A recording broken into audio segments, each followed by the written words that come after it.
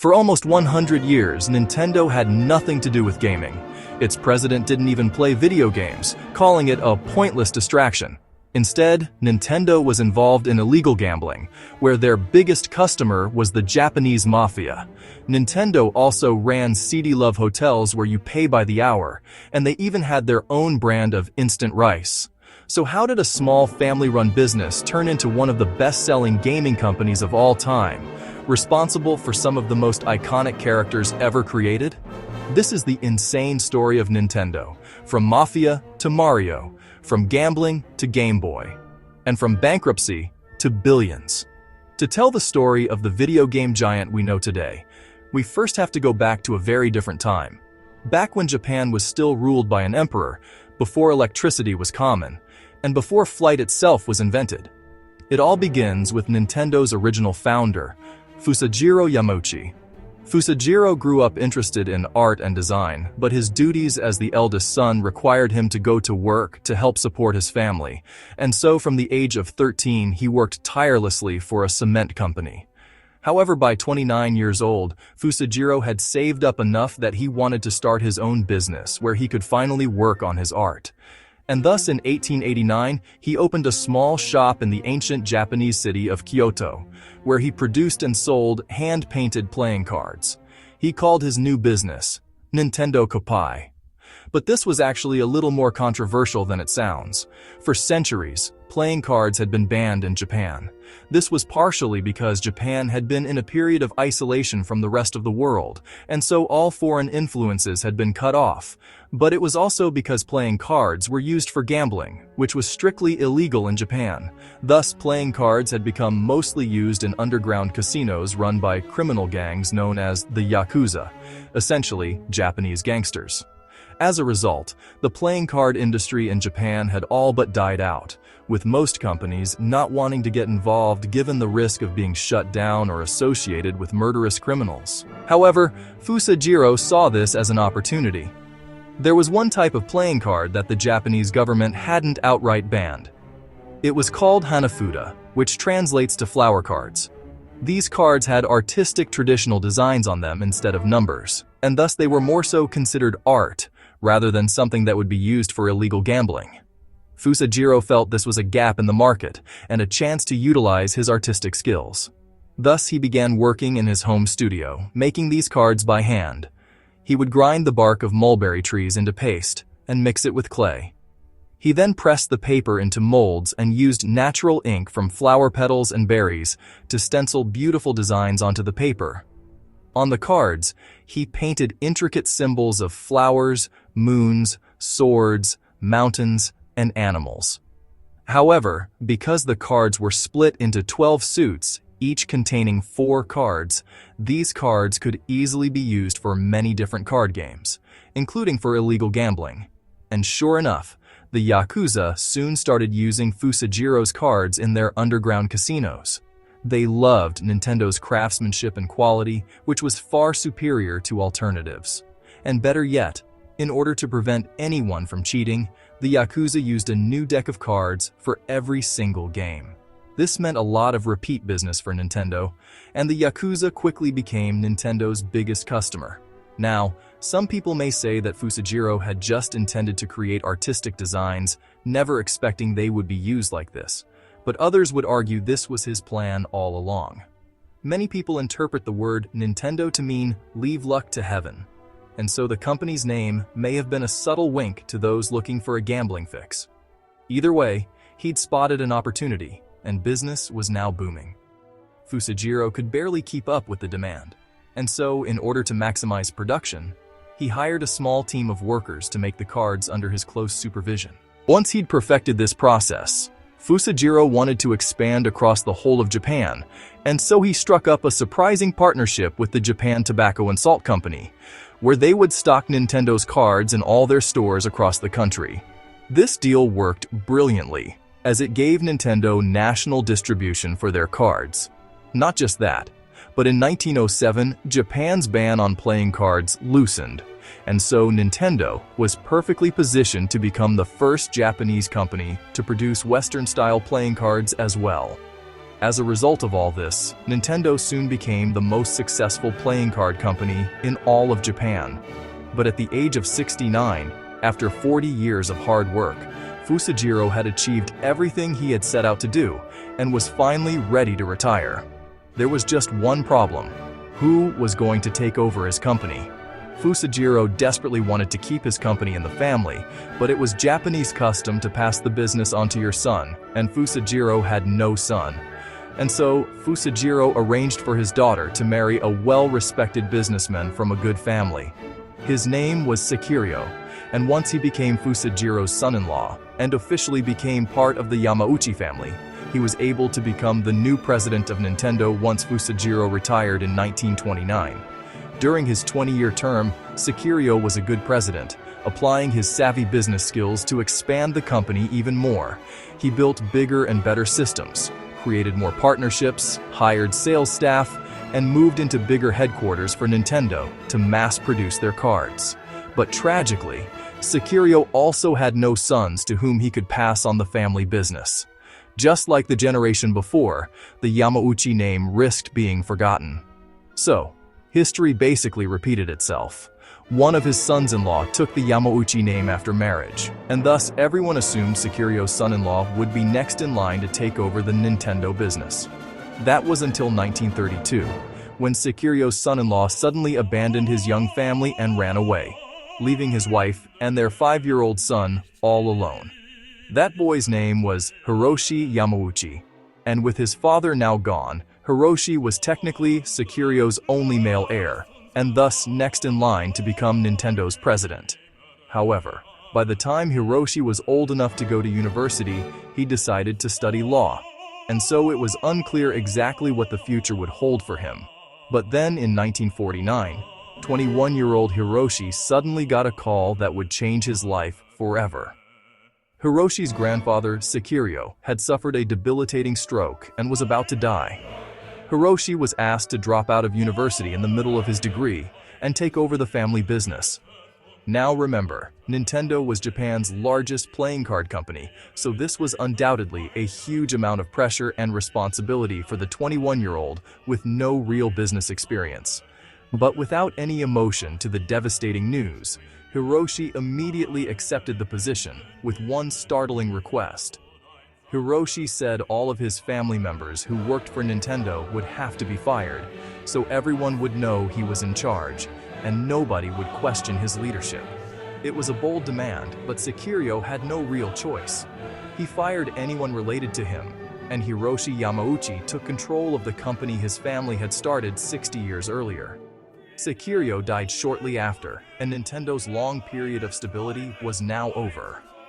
From day one, Hiroshi believed his destiny was to make his ancestors proud and establish Nintendo as a household name around the world. To do that, he felt Nintendo needed to evolve and innovate. It couldn't just be content doing things the way it always had. But this meant many of his employees resented him, especially because they believed he was too young and inexperienced to lead a company as big as Nintendo. Therefore, there was initially lots of backlash against Hiroshi. In response, one of Hiroshi's first decisions as Nintendo's new leader was to fire anyone who dared challenge his vision, or anyone who wanted to keep things the way they always had been. Hiroshi wanted to make a statement that he was in charge now, and you were either on board or you were out. Hiroshi's next move was to expand upon what was already working. Nintendo made great cards. Everyone in Japan knew that. But what could Hiroshi do to take things further? Well, in the 1950s, Hiroshi took a life-changing trip to the US, where he saw firsthand the popularity of Disney characters. Hiroshi then negotiated Nintendo's very first licensing agreement to print Disney characters on Nintendo playing cards. This move meant that his company was no longer just for gamblers and serious card players. Nintendo had now created a product that entertained a broader market of Japanese families and children. But for Hiroshi, that was just the start. If Hiroshi wanted Nintendo to become as big as he knew it could, he needed Nintendo to become a global company. He also knew they needed to sell more than just playing cards. So, Hiroshi shortened the company's name to simply Nintendo, removing the word kopai, which was the Japanese word for playing cards. Whilst the idea of expanding the business into new countries and new products made sense in theory, the execution was a disaster. In 1963, Hiroshi tried just about anything. For example, Nintendo began selling instant rice, operating taxis, and there were even rumors of managing seedy love hotels where customers pay by the hour. There was also speculation Hiroshi himself was their biggest customer. But none of these new business lines had any real success. In fact, Hiroshi almost took the company to bankruptcy, chasing international fame with all these different products and services. But through this, he quickly learned a lesson. Nintendo's past wasn't something to ignore. There was value in staying loyal to its entertainment origins. He just needed a breakthrough product other than playing cards. And that breakthrough came in 1966. One day when Hiroshi was walking through the playing card factory floor, stressed thinking about what Nintendo's next product could be, he saw a young worker called Gunpei Yokoi playing with a small toy. It was a plastic extendable hand that Gunpei had built in his free time. After seeing this, Hiroshi immediately summoned Gunpei into his office. Gunpei started to panic, thinking he was about to be fired. But instead, Hiroshi said he wanted Gunpei's toy, which he called the Ultra Hand, to be mass-produced by Nintendo. He then said he wanted Gunpei to oversee the production of 1 million units in time for the holidays. Gunpei was thrilled. He'd started out at the lowest ranks of the company, working as a janitor and assembly line worker. But now his toy idea was going to be Nintendo's next big product. And his toy went on to sell 1.2 million units. Finally, Nintendo had found a new winning product, and thus this toy had essentially saved Nintendo from disaster. It also meant that after years of experiments in totally random markets, it was now clear to Hiroshi that since playing cards and this Ultra Hand toy had been Nintendo's two big successes, he should double down on making games. Gunpei spent much of the early 70s making one toy design after another, but nothing was quite as successful as the Ultra Hand had been. In fact, Nintendo's fascination with new electronic toys nearly killed the company, with Hiroshi taking Nintendo once again to the edge of bankruptcy in 1973 by betting on random new ideas. But one day, on Japan's bullet train, Gunpei watched on as a businessman killed time playing with his electronic calculator. This gave Gunpei the inspiration for his next design, a portable game that only needed watch batteries to run. Hiroshi loved the idea too, and so Gunpei got to work. By 1980, Nintendo introduced the pocket-sized game, calling it Game & Watch. And once again, Gunpei's originality pulled the company out of debt. Nintendo could barely stock its shelves fast enough to keep up with rising demand for this new portable electronic game. It was also around this time that Hiroshi noticed the popularity and profitability of arcade games, especially Space Invaders, which was responsible for a nationwide shortage of 100 yen coins because everyone wanted to play. And Hiroshi saw a way to get in on the hype. Since everyone already loved Space Invaders, Hiroshi blatantly copied the game, and Nintendo released its own version called Radar Scope. And because the US was the largest arcade gaming market, Hiroshi contracted a small team to start a new venture called Nintendo of America, which would be based in the United States and would distribute Nintendo's new arcade game in the US. But the people of America didn't want a Japanese version of Space Invaders. They wanted something new and different. As a result, Radar Scope bombed horribly, and Nintendo was stuck storing 3,000 very expensive big arcade cabinets that nobody wanted to play. The units gathered dust in the warehouse, and Nintendo barely had enough money to cover the rent to store them all. But back in Japan, Hiroshi would not be beaten. Rather than writing off these arcade machines as a failure, Hiroshi held a competition for ideas to convert the Radar Scope games into a completely new game. This time it was Gunpei's personal mentee, Shigeru Miyamoto, who would save Nintendo. Despite having no gaming experience, Shigeru came up with an idea that would forever change Nintendo's path. Shigeru wanted to create a game based loosely on the popular cartoon, Popeye. But instead of paying expensive licensing fees, he replaced every character with something new. The villain Bluto looked like a big ape. The gentle Olive Oil could be a princess in distress. And Popeye was, in Shigeru's words, just a normal middle-aged man. Not too handsome, but with a strong sense of justice. He could be a blue-collar guy wearing overalls. Shigeru designed the character with a distinctive red hat, mainly because hair was too hard to animate.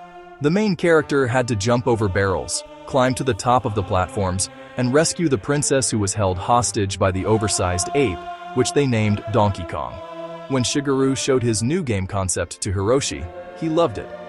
Hiroshi tasked him with actually building the arcade game, so they could convert all their unused RadarScope arcade boxes into this new Donkey Kong game instead. Over in America, the team hand-switched each component and started testing the Donkey Kong game in nearby bars. And bar owners loved it because players were depositing hundreds of quarters a day. Donkey Kong became a huge success. Over its first 2 years, Donkey Kong earned an incredible $280 million. There was just one problem. The hero still needed a name. At the time, they just called him Jumpman. And so, the American team were talking about it one day. You remember the landlord from our old RadarScope warehouse? Did you guys notice that when he was screaming about our rent, he jumped up and down just like Jumpman? Yeah, and he even had the same mustache. Jokingly, they changed Jumpman's name to honor their grumpy old landlord. And that landlord's name? Mario. But from then on, the name just stuck, and Jumpman officially became known as Mario. Nintendo had a huge hit on their hands, and they began distributing more and more of these arcade games all around the world. But they would soon find out just how dangerous success can be. The huge amount of money that the Donkey Kong arcade games made attracted a lot of attention to Nintendo. In particular, one movie studio claimed that Donkey Kong looked a little too familiar. Universal Studios hit Nintendo with a massive lawsuit since Universal said they owned the rights to the character King Kong and that Donkey Kong was just a copy of their intellectual property. Universal demanded that every cent that Nintendo had earned from Donkey Kong should instead be paid to them. This would completely crush Nintendo since this was by far their most popular and successful game. And so Nintendo hired a renowned trial lawyer called John Kirby to defend their trademarked image. Kirby read the lawsuit and immediately felt Universal's claim was weak. So Kirby traveled to Japan to learn more about Donkey Kong's origin story. Even on the way to his hotel, Kirby saw the name King Kong everywhere. There were King Kong car washes, King Kong wrestlers, and King Kong sandwich shops. This got Kirby thinking, if Universal really did have a good claim, why wouldn't they sue all these other businesses using the King Kong name and image? Well, Kirby realized there were two reasons. One was that in Japan, King Kong had basically become another word for gorilla. It had become just a generic term everyone used. But secondly, when Kirby dug into this further, he realized that the fact Universal had never tried to sue any of these other companies over trademark issues was because Universal didn't even really have any trademark rights to protect.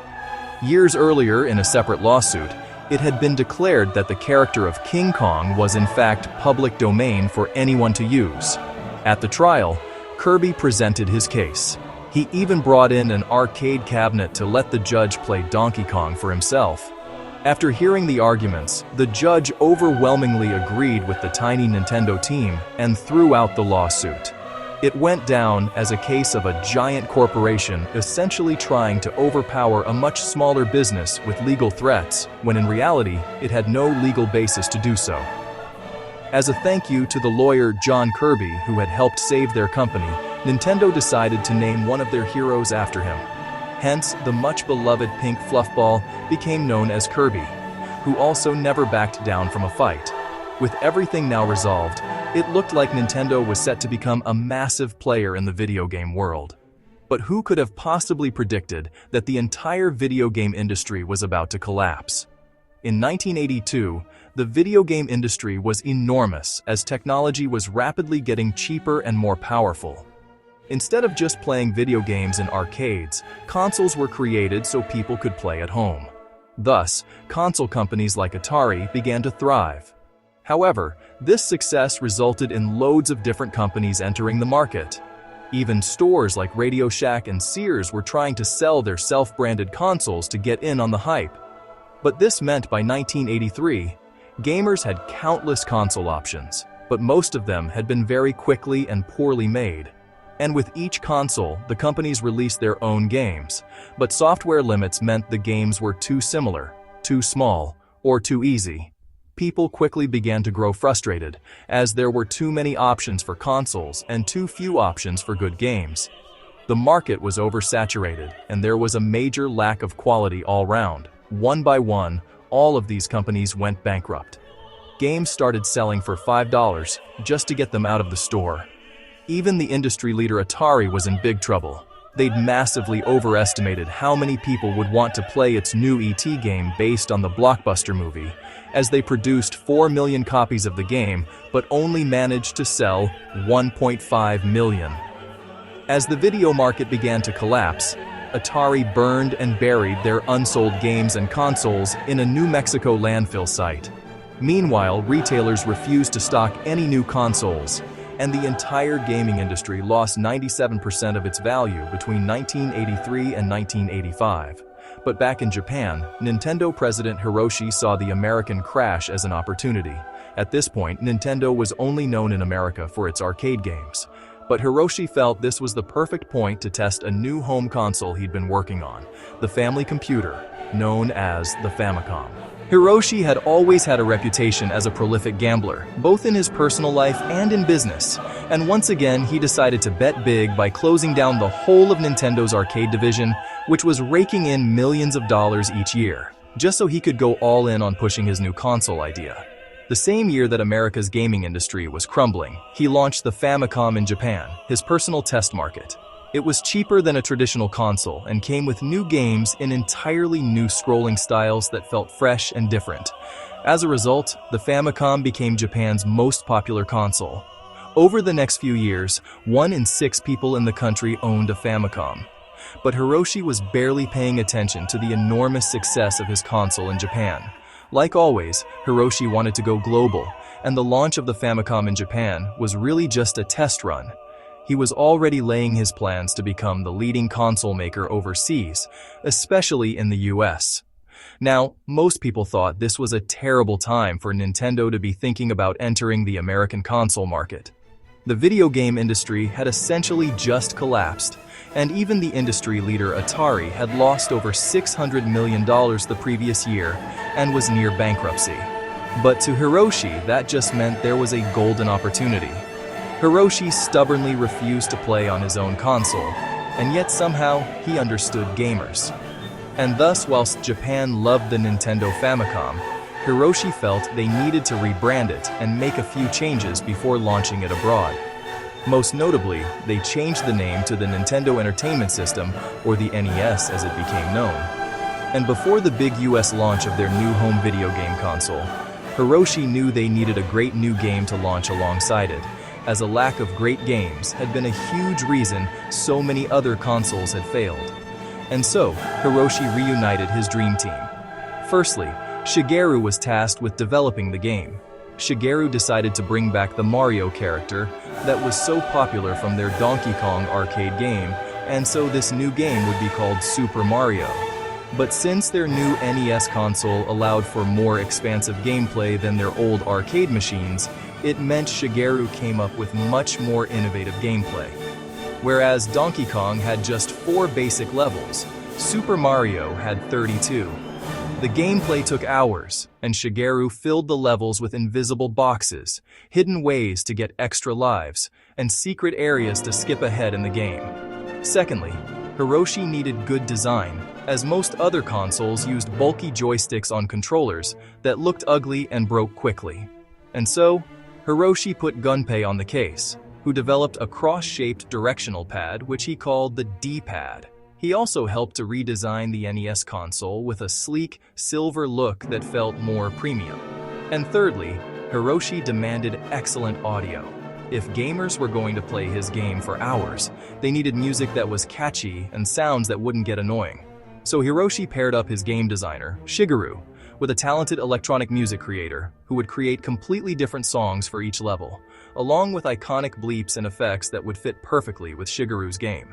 The end result of all this was that their new Super Mario game was incredibly different from anything Nintendo had tried before. It was much more in-depth than their simple old arcade games. The downside of this was that development had taken way longer than Hiroshi wanted, but Shigeru simply told him, "A late game is only late until it ships." a bad game is bad until the end of time. And the Nintendo team's devotion to getting the console and the game right was immediately obvious. Players who tried it didn't just want to beat the game. They wanted to replay each level again and again. So Hiroshi was ready for the American launch of the NES and Super Mario in 1985. But first, they had to convince electronic outlets and department stores to actually sell it.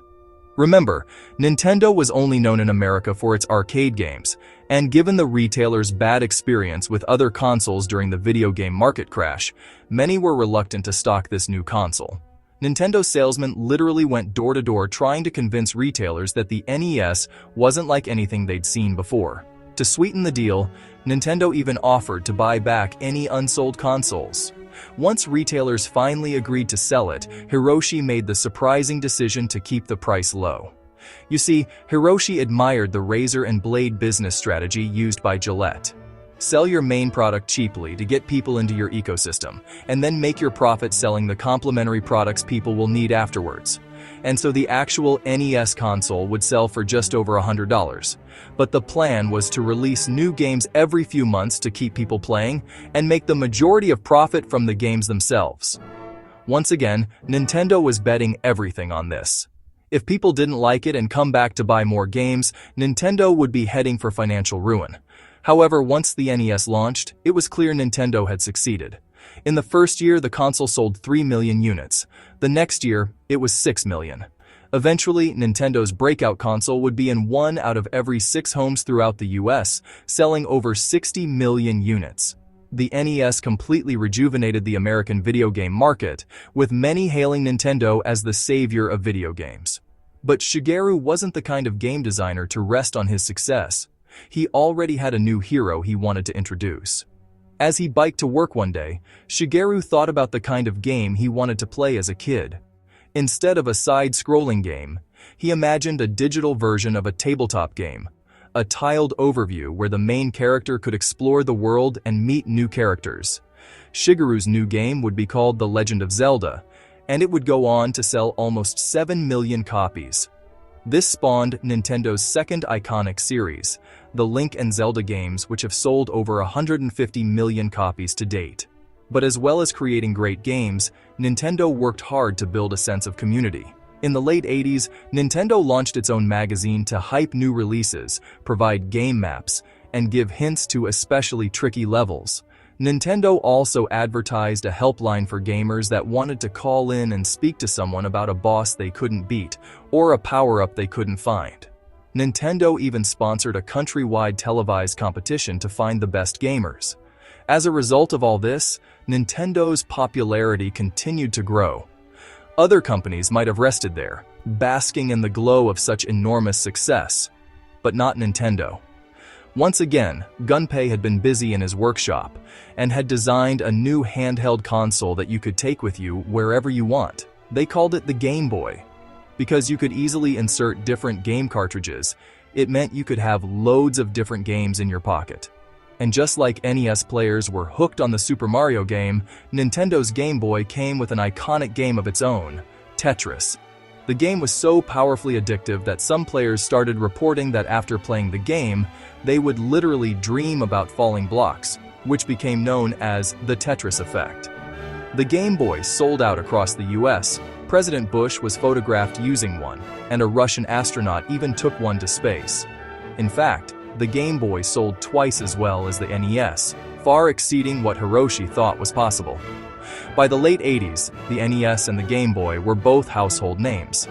Coming from seemingly nowhere, Nintendo had achieved a miraculous 1-2 knockout punch, launching both their iconic home console and portable console in quick succession, thus solidifying its place at the top of the video game industry in the US, just like Hiroshi had always wanted. It helped, of course, that Nintendo had a knack for developing such iconic characters.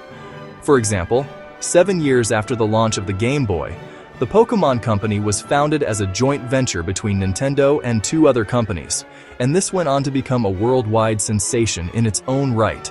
And whilst the Game Boy was helping Nintendo dominate on the small screen, they'd soon be dominating on the big screen, as a huge movie studio came calling. asking Nintendo if they could release a movie featuring their Mario character. For Nintendo, this was just free advertising, so they agreed.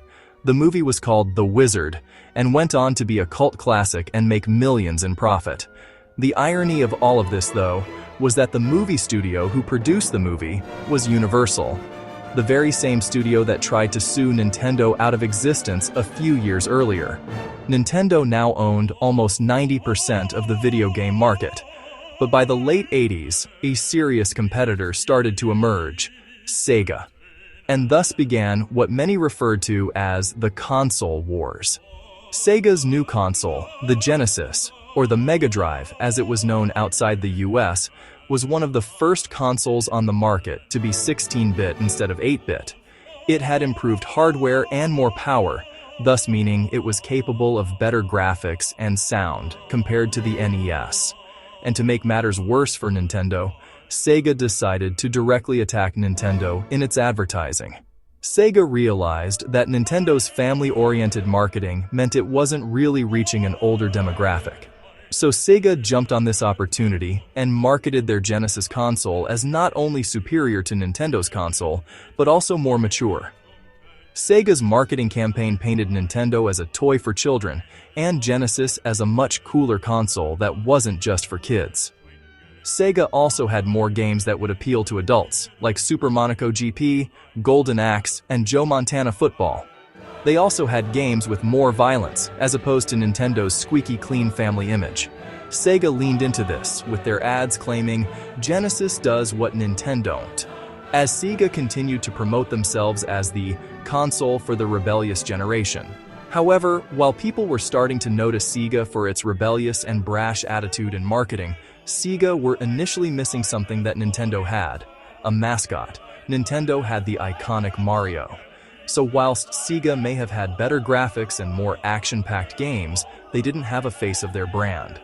So Sega held a contest to decide a mascot for the company, and this is when one Sega employee put forward the design of a speedy hedgehog character who would come to be known as Sonic. The character immediately caught on, and thus the stage was set: Nintendo versus Sega, and Mario versus Sonic. In retaliation to Sega's growing popularity, Nintendo launched the Super Nintendo Entertainment System, or SNES, and this was 16-bit and a direct competitor to Sega's Genesis. But Sega quickly responded by undercutting Nintendo on price.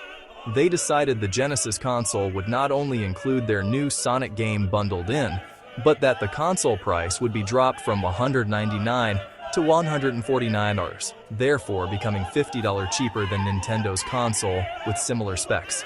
However, despite Sega's best efforts, Nintendo ultimately won the console war. Nintendo always had an advantage thanks to its other popular consoles like the Game Boy and then the Game Boy Color. Whereas Sega's next few consoles, the Saturn and the Dreamcast, were both received very poorly. Sega's main focus seemed to be to compete with its rivals, instead of focusing on what their customers actually wanted most. But just as Hiroshi thought the war was over, an even more dangerous rival emerged. In June 1991, thousands of people gathered at the Consumer Electronics Show to hear TAE